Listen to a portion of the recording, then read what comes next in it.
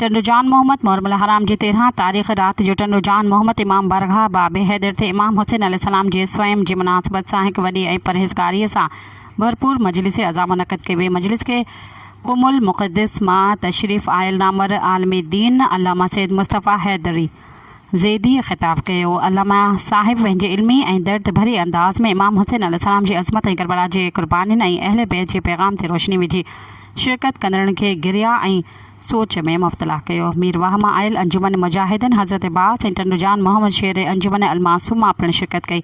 मजलिस दौरान पुरअसर मातम नोहा ख़्वानी इमाम हुसैन जे नाले न्याज़ जी तक़सीम जो बंदोबस्त पिणु कयो वियो। मजलिस इंतज़ाम असद अली सुमरो हसनैन अली कोसो जी सरवाणी में कयो वियो, जिन सॼे इज्तिमा जी बहितर तरतीब सिक्योरिटी रोशनी ऐं न्याज़ नज़र वारी ख़िदमत खे यकीनी बणायो। मुनमिनीन जी वॾी अंग में शिरकत सां मजलिस इंतहाई अक़ीदत एहतराम ऐं मज़हबी जज़्बनि सां सरशार थी गुज़री। सब्सक्राइब कयो अवामी न्यूज़ HD खे ऐं ताज़ा तरीन ख़बरुनि लाइ ॾिसंदा रहो अवामी न्यूज़ HD।